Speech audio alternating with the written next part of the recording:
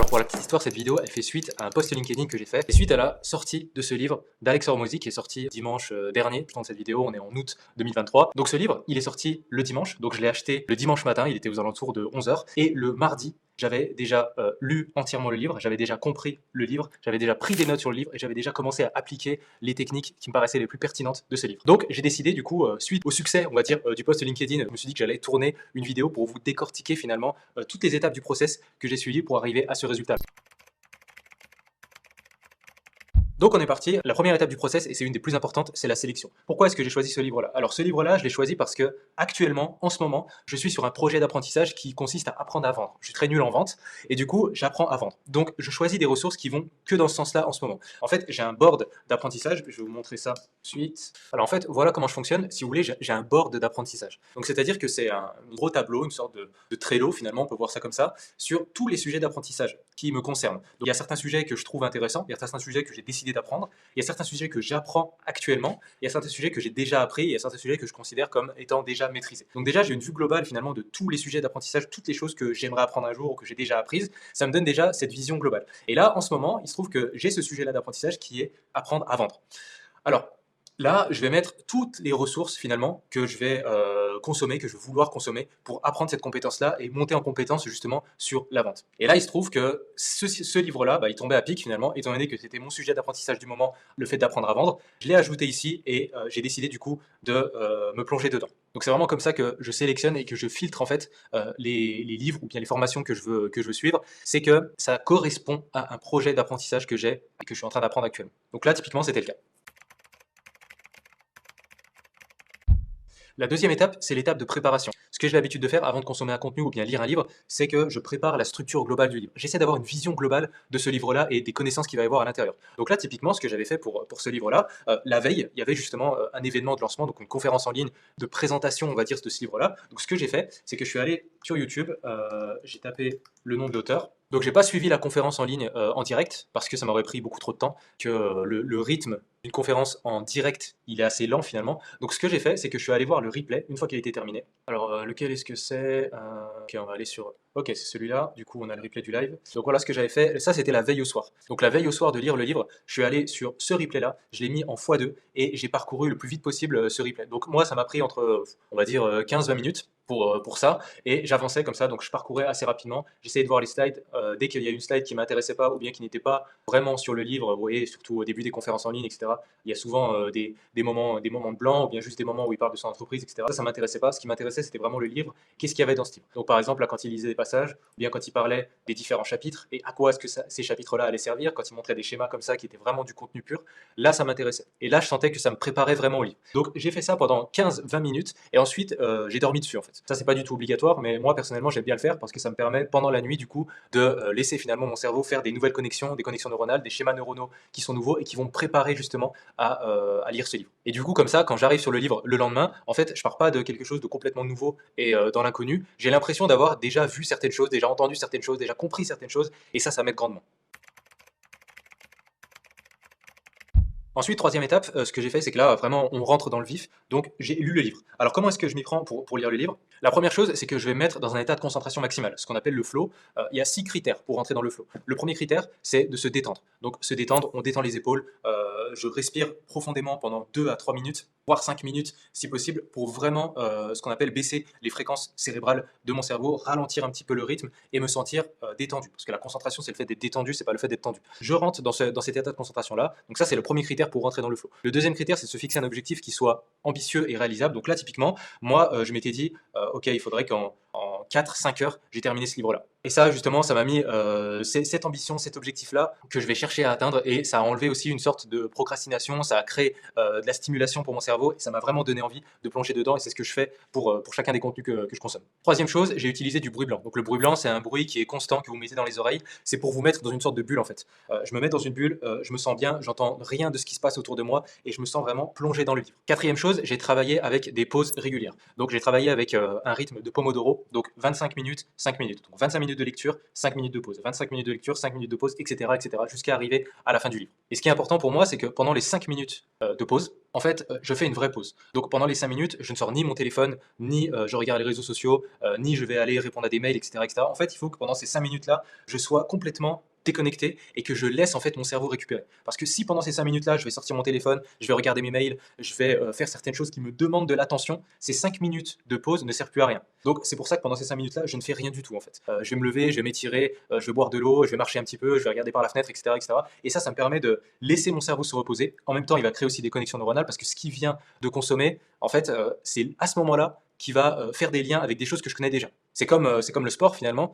Le moment où vos muscles vont créer des nouvelles fibres musculaires, c'est pas le moment où vous faites l'effort, c'est le moment où vous prenez une pause et vous êtes en repos. C'est vraiment ce moment-là. Donc c'est exactement la même chose pour le cerveau et c'est pour ça que je prends ces 5 minutes de pause là à chaque fois toutes les 25 minutes. Et en plus, ce que j'aime personnellement aussi dans le Pomodoro, c'est que 25 minutes, en fait finalement c'est assez court. C'est pas comme si je me disais ok, je vais lire pendant 5 heures d'affilée. Je vais lire 25 minutes et ensuite je verrai ce qui se passe. Donc ça enlève aussi cette friction là du début parce que 25 minutes finalement c'est assez court. On se dit bon, je vais lire juste 25 minutes, après je verrai bien. Moi ça m'aide ça personnellement parce que en plus je suis pas forcément un lecteur historiquement parlant, on va dire dans ma jeunesse, etc. Je suis pas forcément un lecteur, j'aime pas forcément ça à la base.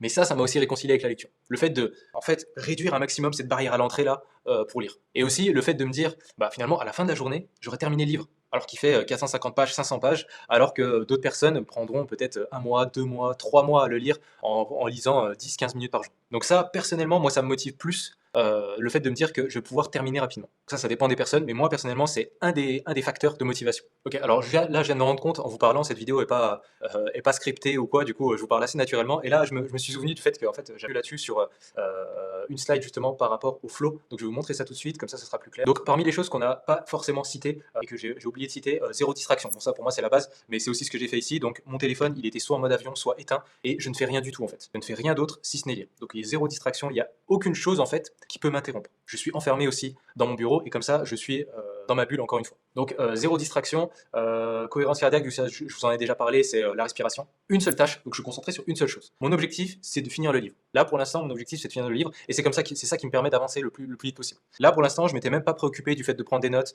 ou autre. Mon truc, c'était terminer le livre et puis juste surligner, je vais vous montrer ça après, juste surligner les passages qui m'intéressaient le plus dans le livre.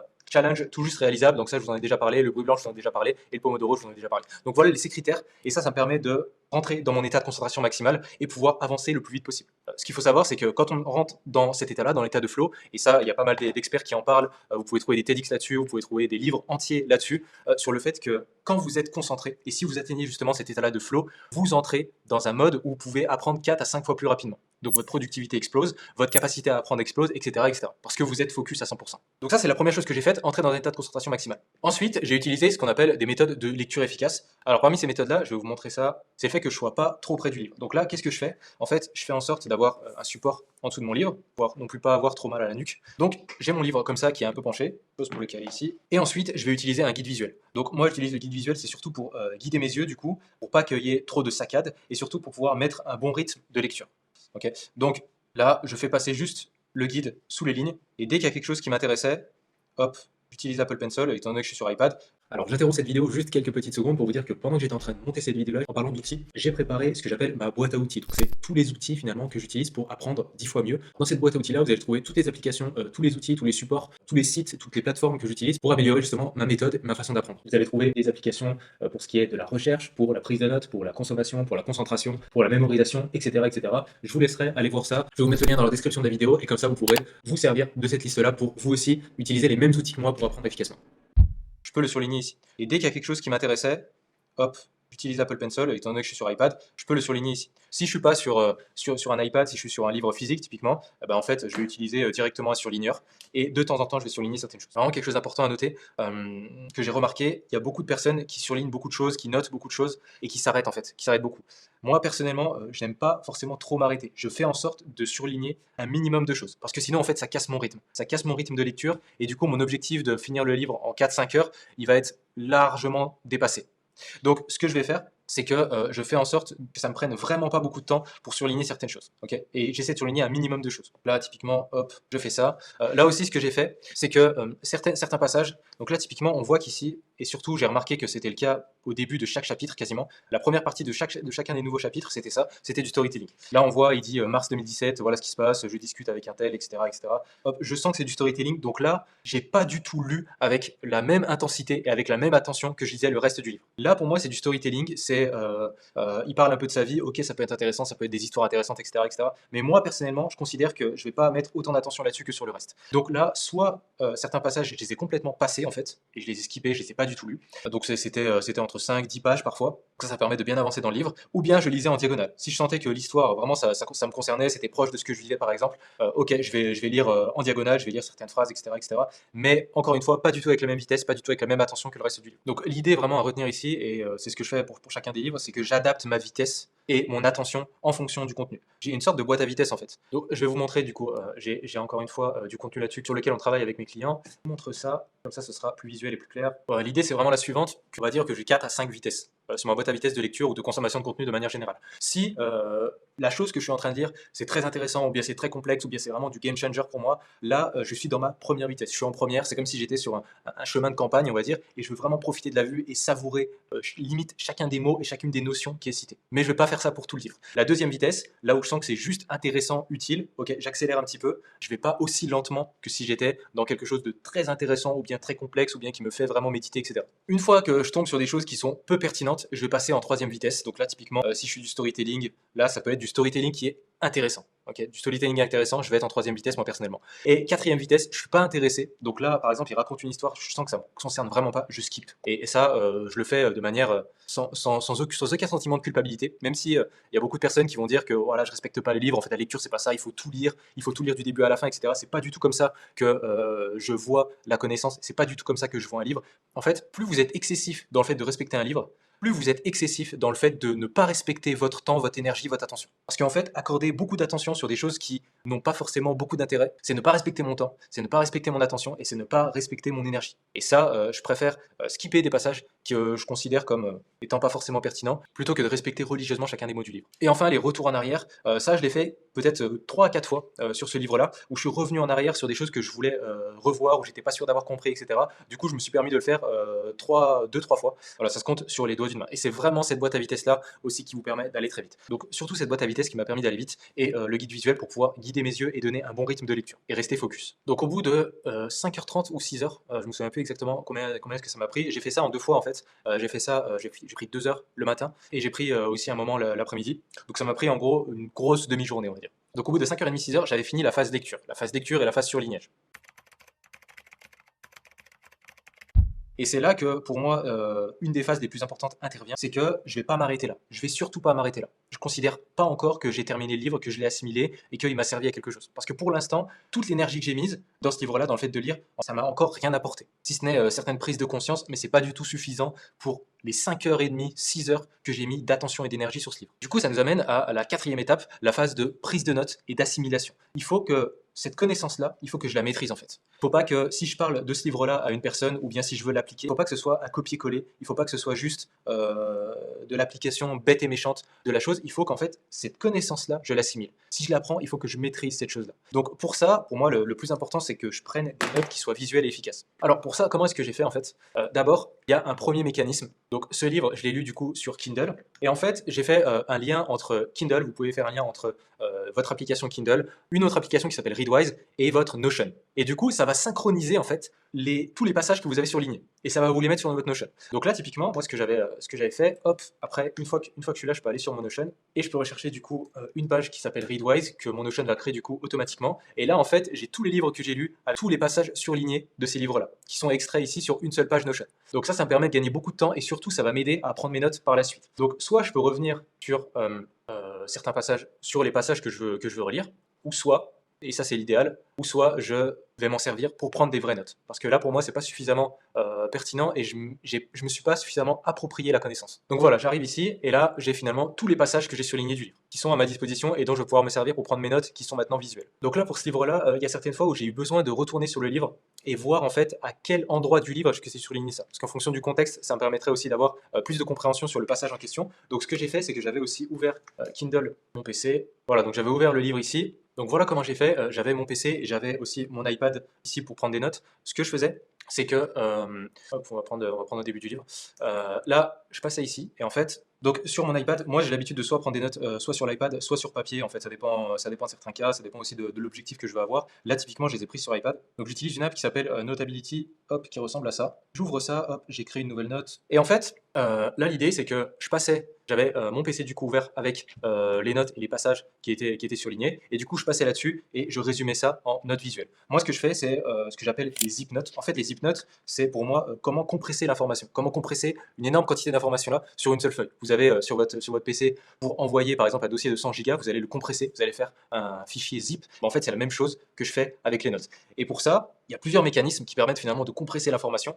Pour moi, il y en a trois qui sont vraiment les plus importants. Le premier mécanisme, c'est utiliser des mots-clés. Vous voyez qu'il y a très très peu de phrases en fait ici sur cette note. Il y a peu de phrases complètes en tout cas. C'est beaucoup de mots-clés et ça me permet du coup de gagner pas mal de place. La deuxième chose, c'est d'utiliser du visuel. Parce que le visuel, comme on dit, une image vaut mieux que 1000 mots. Et c'est exactement le cas. Et là, je pense que la note parle d'elle-même, même si encore une fois, je suis pas un artiste, je suis pas quelqu'un qui fait du dessin de manière professionnelle, pas du tout, loin de là. Si vous vous rendez compte et si vous regardez chacun des dessins qui sont ici, si on peut appeler ça des dessins, en fait c'est juste des petites illustrations. Et vous allez vous rendre compte que si vous regardez en détail, en fait c'est des choses très simples que vous-même vous pourriez faire. C'est vraiment quelque chose à noter. Et surtout ici, c'est un mécanisme de compression, le visuel, parce que étant donné que un dessin apporte beaucoup plus de sens que le fait d'écrire plusieurs phrases ou plusieurs mots, je vais essayer d'en mettre un maximum aussi sur ma feuille de notes. Et ça, c'est aussi le cas pour des schémas, pour des diagrammes, etc., etc. Donc là, j'ai essayé d'en faire un maximum, et c'est aussi ce qui me permet d'aimer encore plus la note et d'avoir encore plus envie de la revoir. On en parlera un petit peu tout à l'heure, mais là, cette note-là, si dans un an,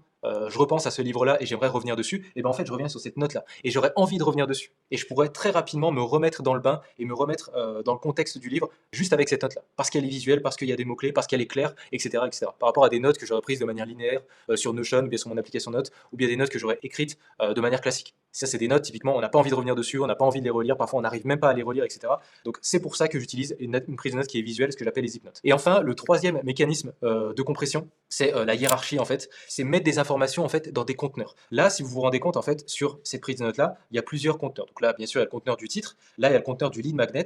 Donc je sais que tout ce qu'il y a dans cette section là, ça concerne le lead magnet. J'ai pas besoin de répéter lead magnet à chaque fois ici. Pour le lead magnet, il faut telle chose. Pour le lead magnet, il faut telle chose, etc., etc. Je suis dans le lead magnet. Tout ça, je sais que ça concerne le lead magnet. Et du coup, j'ai pas besoin de répéter en fait ces mots-là. Même chose ici. Là, je sais que je suis dans les lead getters. Donc ici, je sais que je parle que de ça. Et je sais que ça, c'est un objectif particulier. Donc tout ça, c'est pour cet objectif. Et du coup, le fait de mettre justement les informations là dans une hiérarchie particulière, dans des conteneurs en particulier, ben, en fait, ça me dispense de répéter les informations et répéter les mots à chaque fois. Donc ça, c'est les trois mécanismes de compression que j'utilise pour pouvoir créer des notes qui soient visuelles. Aussi, c'est pourquoi je fais des notes visuelles alors qu'on pourrait se dire que bah, finalement, j'ai déjà mes passages qui sont surlignés et puis ça peut me suffire si je veux jamais un jour revenir sur les livres. Pourquoi est-ce que je fais des notes visuelles? Parce que c'est un des plus grands mécanismes en fait qui me permet d'assimiler et de comprendre parfaitement le livre. Et c'est ça le plus important finalement. En faisant ces notes-là, automatiquement, je vais me poser plein de questions. Je vais me dire, ok, cette information-là, où est-ce que je vais la mettre? Et je vais potentiellement même créer une nouvelle structure pour le livre, une nouvelle compréhension du livre, parce que je vais devoir organiser l'information. Et ça m'oblige en fait à comprendre le livre. Et du coup, ça me permet de créer des réflexions,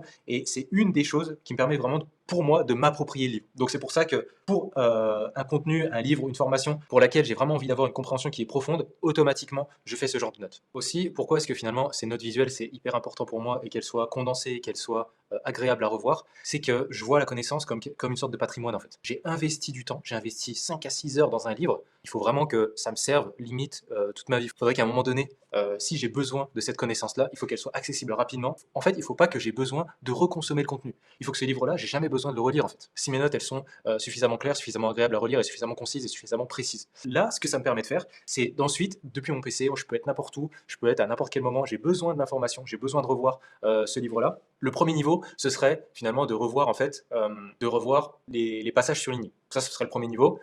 c'est pas terrible parce que il faut aussi, et là aussi ça oblige de se remettre dans le contexte, etc., etc.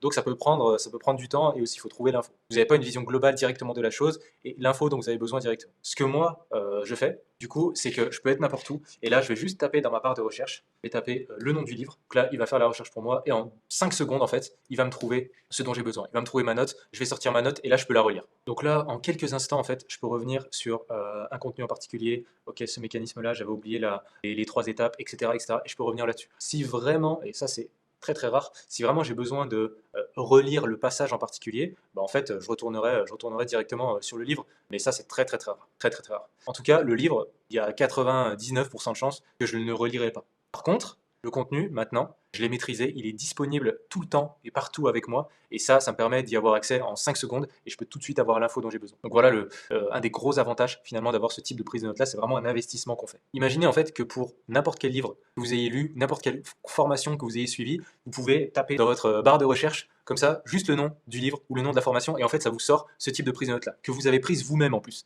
Donc là, ça peut paraître, bon ça va, c'est assez joli, etc. Mais c'est pas terrible en fait, parce qu'en fait c'est moi qui l'ai prise. Du coup, elle est très personnelle. Donc il y a certaines choses qu'il n'y a que moi qu'il y a que moi qui vais les comprendre, etc. Imaginez que vous tombez sur une prise de notes comme ça, et en plus c'est vous qui avez fait cette prise de notes-là. Donc déjà, imaginez la compréhension que vous avez eue du coup de la formation ou du livre en question pour être capable de faire cette prise de notes-là. Et ensuite, imaginez à quel point vous allez tirer de la valeur en fait de ce contenu-là que vous avez consommé si vous êtes capable de revenir dessus dès que vous en avez besoin en quelques instants. Donc je crée en fait vraiment mon patrimoine de connaissances auquel je peux accéder très rapidement et auquel je peux accéder aussi avec plaisir. Parce que ça, c'est du plaisir que de le relire et que de le revoir. Par rapport au fait de relire des notes qui sont linéaires et qui sont classiques. Là, typiquement, je vais vous montrer une fiche de lecture que j'avais faite il y a plusieurs années, avant que je sois au point justement sur ces méthodes-là. Je peux vous dire que je suis jamais revenu dessus en fait. Je suis jamais revenu dessus parce que voilà à quoi ça ressemble. Ok, j'ai même pourtant pris du temps à la faire, etc., etc. J'ai essayé de mettre des choses en gras, etc., etc. Mais en fait, j'ai pas forcément le réflexe de revenir dessus. Du coup, étant donné que c'est linéaire, c'est pas agréable, il faut que je relise, donc ça me demande un effort, il y a de la friction, etc., etc. Bah en fait, je vais pas revenir sur cette note. Et malheureusement, alors que c'était un excellent livre, c'est le livre Deep Work qui est très connu, je l'avais lu il y a 3 ou 4 ans, je pense. Mais étant donné que c'est des notes qui sont classiques, qui sont pas visuelles, qui sont pas agréables, en fait, j'ai investi du temps dans ce livre-là. Par contre, le retour sur investissement, il sera pas terrible. Et un des gros facteurs qui a changé, en fait, c'est la différence de prise de notes. Donc voilà, ça c'était juste pour vous montrer finalement la différence entre cette approche-là des notes et l'approche classique. Et en fait, bon là, je vais extrapoler un petit peu, mais du coup, ça peut s'appliquer à n'importe quoi. J'avais suivi un coaching, par exemple, avec Oussama Ammar, enfin si on peut appeler ça un coaching, du coup, une séance de consultation plutôt. Donc là, je tape juste Better Call Us, je cherche dans les fichiers, et en un clic, j'ai accès directement en fait à ces notes que j'ai prises pendant 30 minutes. J'ai payé 30 minutes de consultation, il faut que j'extrais un maximum de valeur, j'ai mes notes, je peux revenir dessus même 1 an après, 10 ans après si je veux, et là je peux me rappeler très rapidement des concepts, des stratégies dont on m'a parlé, etc., etc. Enfin bref, tout ça pour vous dire que en fait, je peux faire ça avec toutes les choses que j'ai apprises, et pour lesquelles j'ai investi du temps, de l'argent et de l'énergie. Et enfin, la dernière chose finalement, la dernière étape, donc l'étape 5, c'est l'application, la mise en application. L'idéal, ce que j'aime faire, c'est que quand je lis un livre, donc là, pour ce cas-là, j'ai essayé de faire en sorte en fait d'appliquer le plus rapidement possible ce que je venais de lire. Donc quand on lit, déjà assez naturellement, votre cerveau il va détecter les passages, les zones, les méthodes, les stratégies qui vont s'appliquer et qui peuvent s'appliquer le plus rapidement possible en fait dans votre business ou dans votre carrière. L'idée c'est que quand je fais ça, je fais en sorte d'avoir ma to-do list en fait, une to-do list à côté que je crée et sur laquelle dès que je tombe sur quelque chose qui est vraiment pertinent et que je sens que je peux l'appliquer là maintenant dans mon business et que ça peut être pertinent, et ben en fait je l'ajoute sur cette liste là. Et du coup dès que je termine le livre, et là c'était le cas ici, dès que j'ai terminé le livre, j'ai essayé d'appliquer un maximum de choses le plus rapidement possible en fait dans mon business. Donc j'ai travaillé sur certains mails, j'ai travaillé sur certains copywriting, j'ai travaillé sur certaines offres, certains produits, et ça m'a permis encore plus d'ancrer déjà la connaissance.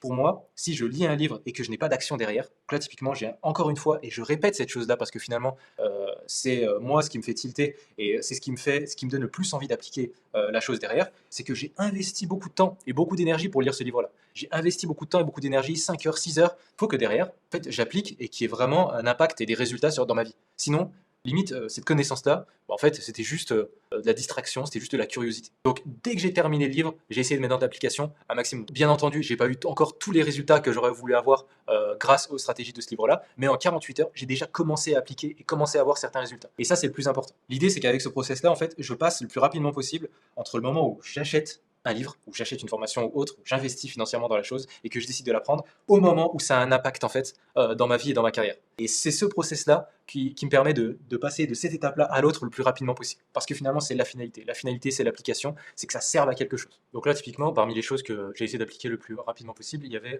cette idée-là. Vous voyez, ici, il fait des sondages justement sur son compte Instagram pour justement sonder son audience et avoir un feedback vraiment précis sur ce dont a besoin son audience, ce qu'il préfère entre tel et tel titre. Et ce que j'ai fait sur le compte Instagram de mon business, c'est directement, et là vous voyez que c'est encore en cours, directement, j'ai fait quasiment la même chose. Et j'ai essayé d'appliquer le plus rapidement possible, encore une fois, les stratégies. Encore une fois, il faut qu'il y ait un minimum de temps entre le moment où je commence à consommer la ressource et le moment où vraiment ça me sert et ça m'apporte un vrai impact, soit sur mon business, soit sur ma carrière, soit sur ma vie. Et du coup, je me rends compte vraiment de la frontière énorme qu'il y a entre l'ancienne approche que j'avais pour apprendre et la nouvelle approche que j'ai pour apprendre. L'ancienne approche, déjà la première chose, c'est qu'elle était assez lente. Il me fallait vraiment longtemps pour consommer un livre ou bien pour consommer une formation en entier, etc., etc. Ça prend du temps, ça prend parfois des semaines, parfois des mois.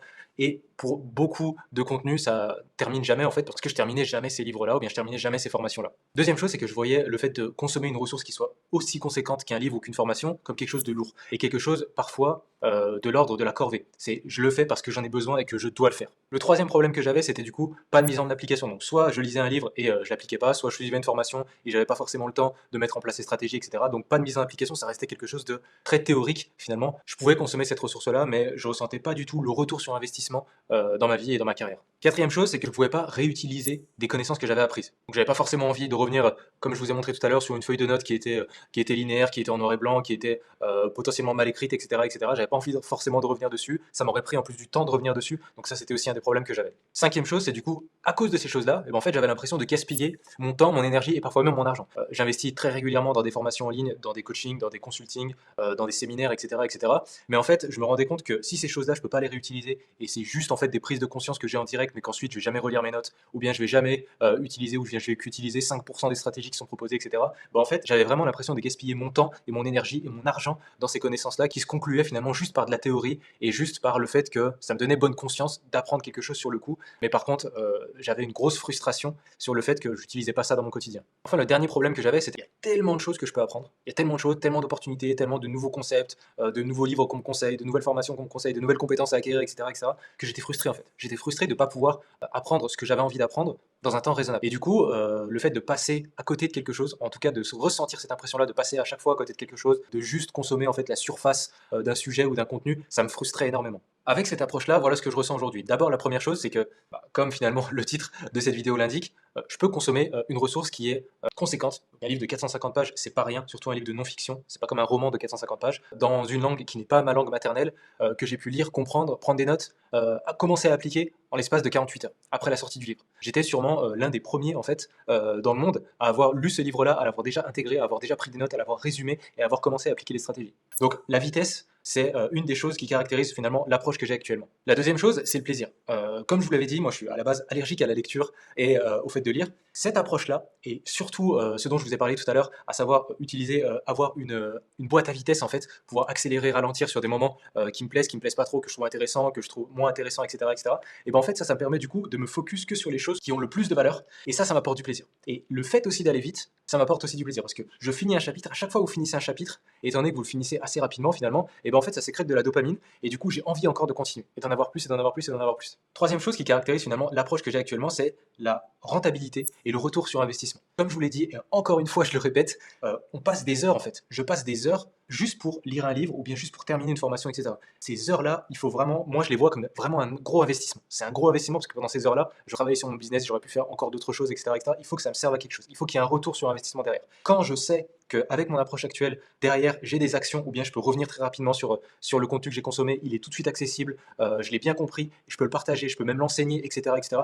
Là, je ressens un retour sur investissement qui est énorme. Alors qu'auparavant, comme je l'ai dit tout à l'heure, je pouvais mettre des milliers d'euros, des centaines d'euros dans une formation, dizaines d'euros dans un livre, je le termine, mais par contre derrière, il n'y a rien qui se passe. Là, je sais que j'ai un retour sur investissement derrière et c'est ça le plus important, la mise en application et le retour sur investissement. La connaissance devient rentable en fait, et extrêmement rentable. Quatrième chose du coup, la connaissance que j'ai acquise, elle est accessible sans friction en moins de 5 secondes, partout, n'importe quand, dès que j'en ai besoin. Et enfin, dernière chose, aujourd'hui je ressens vraiment, grâce à cette approche-là, de la satisfaction et de la fierté en fait. De la satisfaction parce que j'arrive à la fin de quelque chose. Terminer un livre, si vous l'avez déjà fait, vous savez en fait le plaisir que ça procure de terminer un livre ou bien de terminer quelque chose qui est conséquent de manière générale, et ben en fait pouvoir réitérer ce process-là, de maîtriser un sujet, de monter en compétence, de devenir un expert sur un sujet, c'est quelque chose d'extrêmement satisfaisant. Donc voilà grossièrement finalement l'avant, l'après, la méthode classique finalement pour apprendre, et la méthode dont je vous ai montré finalement les grandes lignes. J'ai essayé de rentrer en détail un maximum sur certaines choses, même si j'ai essayé de faire en sorte aussi que la vidéo ne dure pas 3 heures, mais vraiment la différence entre ces deux approches-là. Donc voilà pour ce process,